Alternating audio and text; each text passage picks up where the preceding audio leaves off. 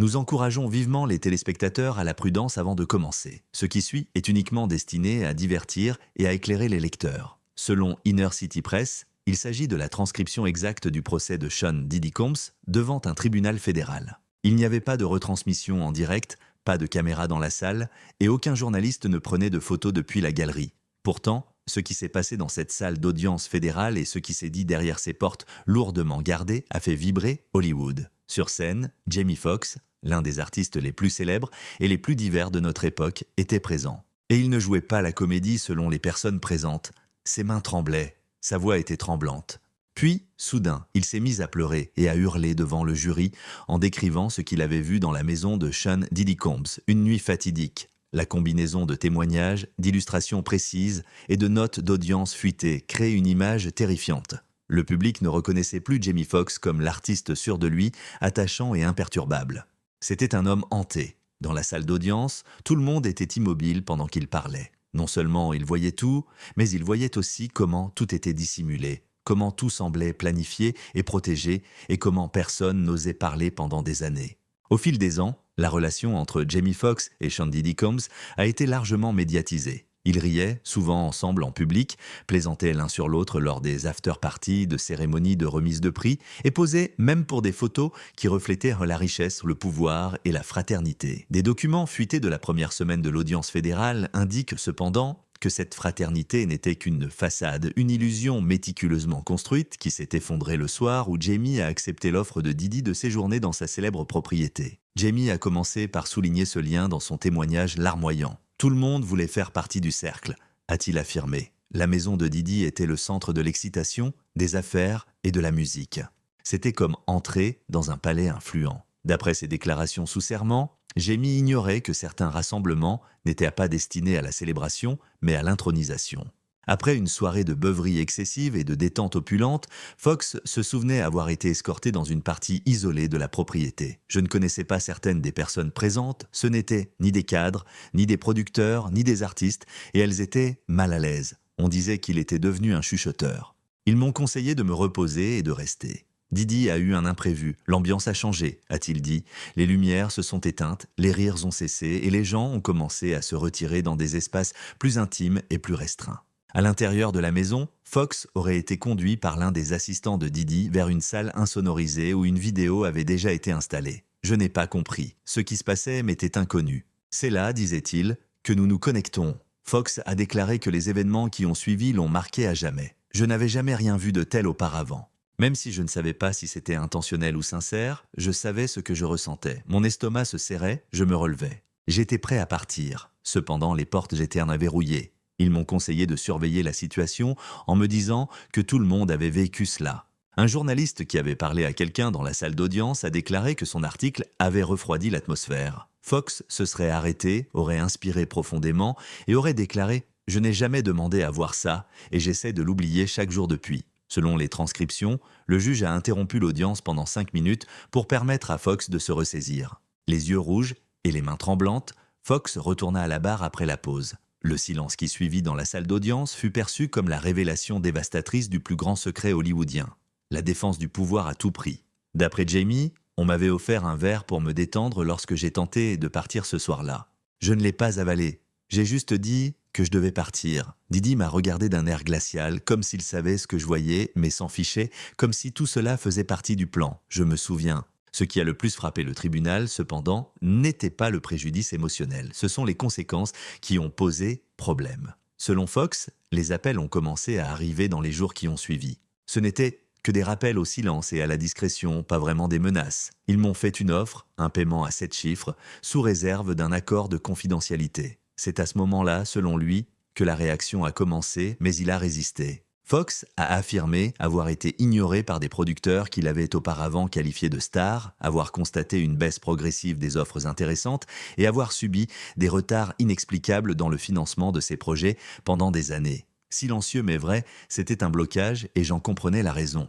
Il a été cité au procès comme ayant déclaré « J'ai vu des carrières disparaître ». Les personnes qui posèrent des questions ont tout simplement disparu de la discussion. Elles ont été simplement supprimées, pas mortes. Il a ensuite expliqué comment, au fil des ans, d'autres personnalités célèbres ayant vécu des expériences similaires, mais trop timides pour parler, s'étaient confiées à lui.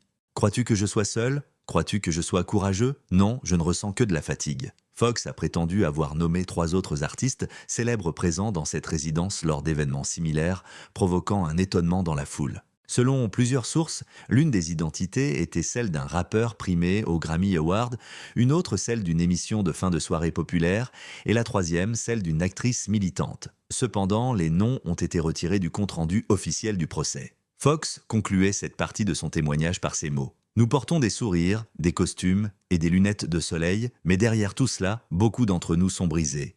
Il y a des choses qu'on ne peut pas ignorer. L'atmosphère dans la salle d'audience s'assombrit lorsque Jamie Foxx se pencha pour décrire l'aspect le plus terrifiant de sa rencontre. Non seulement ce qu'il avait vu ce soir-là au manoir Didi, mais aussi ce qu'il avait découvert par la suite. Cette expérience, troublante et étrange au départ, s'est transformée en quelque chose de plus profond, stratégique et terrifiant qu'il n'aurait jamais pu imaginer. Il ne s'agissait pas seulement d'une fête insolite ou de quelques incidents de comportement déplacés. Chantage, influence et contrôle méthodique étaient au rendez-vous. Le ton de Jamie passa du sentimentalisme à la critique lorsqu'il évoqua la présence présumée d'archives secrètes, un coffre-fort d'enregistrements numériques conservé sur un serveur crypté chez Didi. Il a déclaré que plusieurs personnes internes, dont un ancien directeur de maison et 2 agents de sécurité aujourd'hui disparus, avaient vérifié l'existence de la pièce, même s'ils ne l'avaient pas vue personnellement. Il la présentait comme un centre névralgique de surveillance, équipé d'armoires fermées, accessibles uniquement au personnel autorisé, de moniteurs et de disques durs protégés. Jamie a poursuivi, laissant ces mots en suspens un moment. Ils ont tout gardé.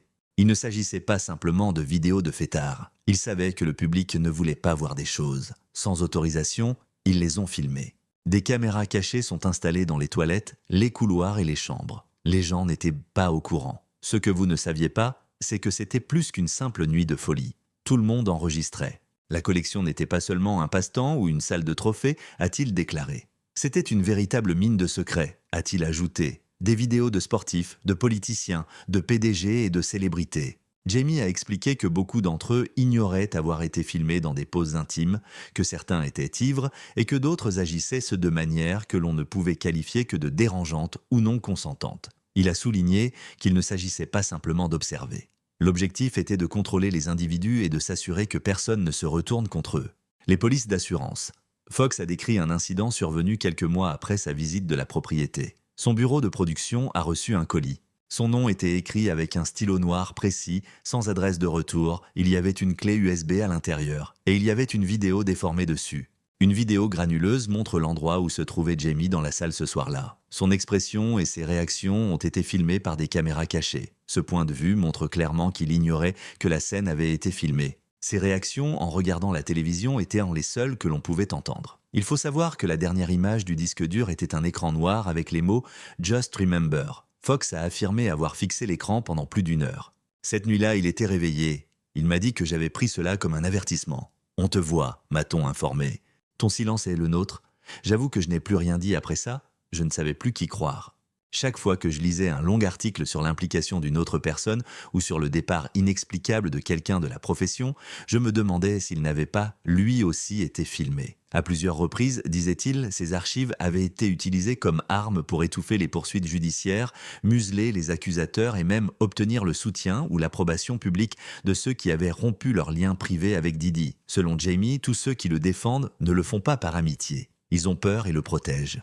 En raison de leur volonté de garder leurs images secrètes, Jamie a évoqué, lors de son témoignage, un appel téléphonique tard dans la nuit d'une actrice célèbre qui se trouvait également au domaine. Ce fut l'un des moments les plus incriminants. Bien qu'il n'ait pas mentionné son nom au tribunal, il a déclaré qu'America la trouvait adorable. Elle avait les larmes aux yeux. Elle prétendait avoir reçu une vidéo la montrant inconsciente, avec quelqu'un qu'elle ne reconnaissait pas penché au-dessus d'elle. Elle perdait la raison. Elle n'était pas sûre que la situation ait progressé. Elle se demandait si quelqu'un la croirait. Fox a dit « et je ne savais pas trop quoi lui dire ». Selon certaines sources, le juge s'inquiétait de l'impact émotionnel sur Fox, de plus en plus bouleversé, et a demandé une pause après cette partie. Avant de quitter la scène, Jamie a fait une dernière remarque terrifiante. Ils ne sont pas seulement des collectionneurs secrets. Le silence est quelque chose qu'ils créent. Ils utilisent de vos pires expériences pour construire une prison. Alors, la clé est entre leurs mains. L'atmosphère du tribunal avait alors complètement changé. L'enjeu dépassait les méfaits d'un seul individu. Il s'agissait du potentiel d'un vaste système fondé sur le contrôle, l'intimidation et la manipulation. Et cela devenait de plus en plus évident à mesure que Jamie parlait. L'empire de Didi, s'il existe, reposait sur bien plus que de simples transactions financières et musicales. L'effet de levier, celui qui non seulement détruit des carrières, mais aussi des vies, en était le fondement. Après une brève pause, Jamie Foxx est revenu à la barre avec une attitude plus déterminée, malgré son émoi évident. Un silence de surprise régnait dans la salle d'audience après ses déclarations. Quelques semaines après avoir reçu la clé USB, il a raconté comment deux hommes l'avaient abordé devant un restaurant de Los Angeles. Ils portèrent un des uniformes de garde du corps ou de sécurité et ne se sont pas identifiés. Il a simplement dit « il veut parler » et a reculé d'un pas lorsqu'on lui a donné un téléphone. C'était Didi qui était à l'autre bout du fil. C'était une voix posée. Les paroles de Didi glacèrent Jamie au plus profond de lui-même, même s'il ne le menaçait pas ouvertement. « Mon vieux, aurait-il dit, j'espère que tu ne comptes pas dire quelque chose que tu pourrais regretter. Ce genre de choses peut ruiner des héritages. Jamie, tu es une légende, ce ne sont pas tes affaires, alors ne te laisse pas abattre. » La conclusion était plus importante que les mots. Les yeux de Didi étaient braqués sur lui. Il savait qu'il pouvait l'atteindre à tout moment, n'importe où. Jamie a déclaré dans son témoignage qu'il vérifiait constamment derrière lui après l'appel. Il a commencé à utiliser une protection privée, à changer de téléphone et à annuler des événements. Peu après cette interaction, un site de potins a publié un article suggérant que Jamie était impliqué dans une controverse qu'il jurait être inventée. Il a ajouté qu'il ne pensait pas que ce soit une coïncidence. Selon lui, c'était un avertissement. Il semblait me dire qu'on peut inventer un mensonge à votre sujet aussi facilement qu'on peut vous démanteler avec la vérité. Jamie a décrit l'univers de Didi au tribunal comme étant bien plus que la simple gloire et la fortune. Il s'agissait d'électricité, de silence et de surveillance. Il a expliqué qu'il était courant de demander aux fêtards de rendre leur téléphone, soi-disant pour des raisons de confidentialité. Cependant, après sa rencontre, Jamie a déclaré qu'il pensait que ses téléphones étaient clonés. Des personnes internes, a-t-il dit, l'ont informé que les messages vocaux, les contacts et les messages étaient tous dupliqués et stockés. Les gens pensent que ce qu'ils ont fait lors de ces fêtes était dangereux, a fait remarquer Jamie. Cependant, ce qu'ils vous ont volé constituait la véritable menace. Vos informations, votre voix, votre panique. Des accords de confidentialité signés par des dizaines de visiteurs célèbres ayant assisté à des fêtes dans les demeures de Didi ont été produits par un procureur. Comparés aux accords de confidentialité classiques, ces contrats étaient plus contraignants. Parmi ceux-ci figuraient des dispositions mettant en garde contre toute discussion publique d'expériences ou d'anecdotes défavorables. De plus, Jamie a attesté avoir été invité à signer un document similaire. Non, a-t-il dit. Cependant, il a précisé que c'est à ce moment-là que tout a changé. Il a commencé à perdre ses sponsors. Le distributeur du film sur lequel il travaillait l'a brusquement annulé. Les studios ont cessé de répondre au téléphone. C'était comme si j'étais soudainement devenu radioactif, a déclaré Jamie. Je n'avais aucune liste noire à cause de mes actes. Pour ne pas m'être conformé, j'ai été placé sur une liste noire. Plus Jamie approfondissait ce qu'il appelait le fonctionnement du manoir, plus la cour était à la fois fascinée et consternée. Il commença à parler des pièces qu'on lui avait montrées lors de son séjour au ranch de Didi. Or, les plans ne les montraient pas. Ils l'ont emmené le long d'un couloir, derrière une étagère, se souvenait-il, jusqu'à une salle de contrôle de surveillance tenue par deux hommes silencieux qui ne le regardaient jamais. « Ce n'est pas une visite », a dit Jamie. Cela ressemblait à une tentative d'intimidation. L'un des hommes, a-t-il affirmé, lui a montré un écran affichant les images de toute la maison. Spa, salon privé et chambre. « J'ai demandé à ne rien voir », a déclaré Jamie. Il voulait cependant me faire comprendre qu'ils avaient tout. Qui pouvait accéder aux enregistrements, demanda-t-il. La réponse était simple. Simplement lui, en référence à Didi. Plus tard dans la soirée, Jamie apprit que les autres visiteurs dormaient dans un couloir séparé de sa chambre. Cela lui parut étrange. Bien que luxueuse, la chambre était froide. Il n'y avait pas de fenêtre et des caméras étaient visibles dans les coins. D'après Jamie, je ne me sentais pas comme un visiteur. Dans une salle d'interrogatoire, je me sentais comme un suspect. Il a essayé, sans succès, de s'endormir. Il a entendu des rires et une musique douce vers 2 heures du matin. Il sortit dans le couloir et vit un groupe de personnes en robe se diriger vers le théâtre. Jamie vit de loin ce qu'il ne pouvait qualifier que de rassemblement cérémoniel. Boissons, bandeaux et appareils photo étaient distribués aux invités. Debout, au milieu de la pièce, Didi souriait et planifiait tout. L'apparition des maîtres chiens, des personnes qui étaient des facilitateurs plutôt que des visiteurs, était ce qui perturbait le plus Jamie. Il chuchotait à l'oreille, surveillait de tout le monde et s'assurait que les caméras tournaient. Jamie pensait qu'ils ne se contentaient pas de filmer. Ils enregistrèrent des comportements pour obtenir un avantage. La porte de la chambre de Jamie était ouverte à son retour après l'incident. Tout était intact à l'intérieur, à l'exception d'une photo de lui et Didi datant d'il y a des années qui se trouvait maintenant sur la table de chevet. Il jure qu'elle n'y avait jamais été. Une lettre manuscrite au verso. Le dernier jour de son témoignage, la cuirasse émotionnelle de Jamie s'est complètement effondrée. Alors qu'il racontait la visite d'un agent du FBI quelques mois plus tard, sa voix s'est brisée. Officieusement, cette agence, qui a requis l'anonymat, enquêtait apparemment sur Didi depuis des années. Jamie a déclaré que l'agent avait déclaré que plus de 30 plaintes classées concernant l'implication de Didi et de ses collègues dans des affaires d'extorsion, de trafic et de mauvaise conduite avaient été déposées, mais qu'aucune n'avait été portée devant un grand jury. Jamie a demandé pourquoi. « Il est protégé », aurait déclaré l'agent. « Relation de haut niveau. On trouve des gens dans des endroits inattendus. » C'est à ce moment-là que Jamie a fait la révélation la plus choquante du procès. Au moins une des collectes de fonds privés de Didi, où des vidéos de surveillance auraient été filmées, s'est déroulée en présence d'un ancien président américain, selon des documents scellés dont l'agent lui aurait parlé. Jamie a déclaré sans équivoque qu'il ignorait totalement si des faits illicites avaient eu lieu, mais que le fait que de hauts responsables aient choisi de ne pas participer à l'enquête n'était pas un hasard. « Si tu rends les choses publiques, tu ne te retrouveras pas seulement face à Didi », lui a dit Jamie. Tu seras confronté à toute la machine. Il a imploré la compréhension et la justice en concluant sa déclaration, les larmes aux yeux. Il ne s'agit pas de se venger. Le but est de mettre un terme à quelque chose qui a été gardé secret trop longtemps. La musique n'est pas aussi importante que ça. Plus grand que moi. Après cela, je veux que le monde sache s'il m'arrive quelque chose. J'ai dit la vérité. Jamie Foxx a repris son témoignage en décrivant l'incident de la panne d'électricité, une nuit terrifiante qu'il a vécue sur place. C'était plus qu'une simple métaphore, il a évoqué l'obscurité inattendue qui s'est abattue sur tout le domaine vers 2 heures du matin. Jamie a d'abord pensé à une panne de courant, mais quelque chose clochait. Le silence s'installa lorsque la musique s'arrêta brusquement et que les lumières du couloir clignotèrent 2 fois. Il se souvint d'être entré dans le couloir où l'air était devenu froid à cause d'une tension qui planait sur la maison comme un nuage d'orage, et pas seulement à cause de la climatisation. « Ils sont tous restés figés », ajouta Jamie. L'atmosphère changea. Il n'y eut plus de rire. Il y eut un silence. Il semblait avoir déjà rencontré ce genre de situation. Pas de téléphone, pas d'appareil photo, tout le monde à l'intérieur, ordonna un grand homme en costume, que Jamie trouvait trop sérieux pour une fête. Jamie retourna dans sa chambre, mal à l'aise et désemparé, mais sa curiosité l'emporta. Il se glissa dans le couloir et regarda à travers une porte cassée qui résonnait de bruits étranges. Il entendit des cris, un bruit métallique et des murmures.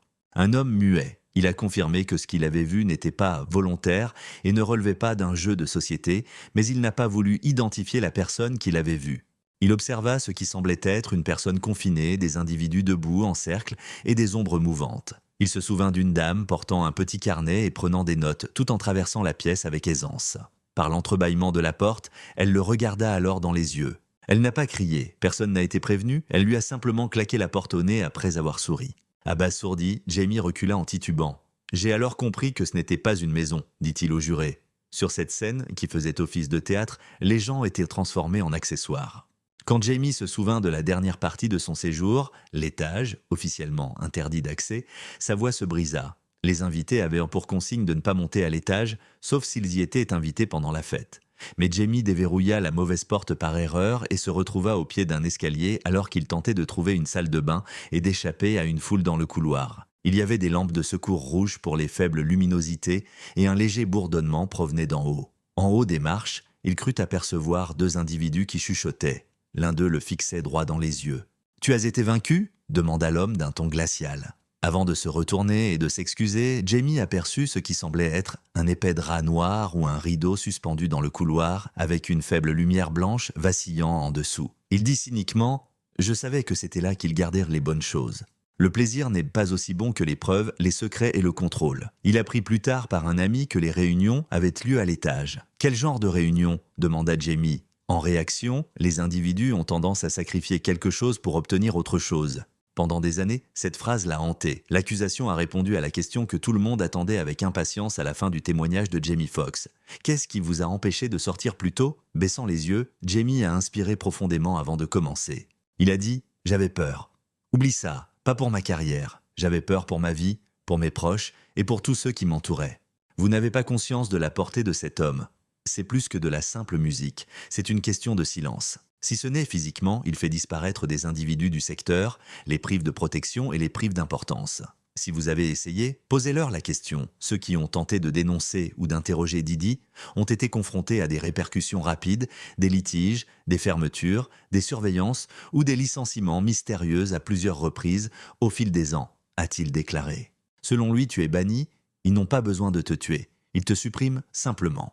Jamie a compris qu'il était temps, alors que les rumeurs commençaient à s'accumuler, notamment le témoignage de Cassie, l'enquête fédérale et les fuites du personnel. Je ne supportais pas l'idée d'être complice si je restais silencieux. Tous les membres de la salle d'audience étaient dit bouleversés par ces derniers propos. Tout le monde croit qu'Hollywood repose sur des rêves. Pourtant, en réalité, il repose sur des secrets. Et cet homme a accumulé plus de secrets que quiconque. Quel que soit le sort qu'il avait sur nous tous, j'espère seulement que partager le mien contribuerait à le briser. Alors que Jamie regagnait son siège, les journalistes ont vu que même quelques jurés s'essuyaient les yeux après que le juge eut déclaré la pause. Le tribunal n'était pas le seul à garder le silence. Ce moment de réflexion était celui d'une prise de conscience, comme celui qui survient lorsque le monde d'une célébrité s'écroule. De plus, la vérité n'a nulle part où se cacher.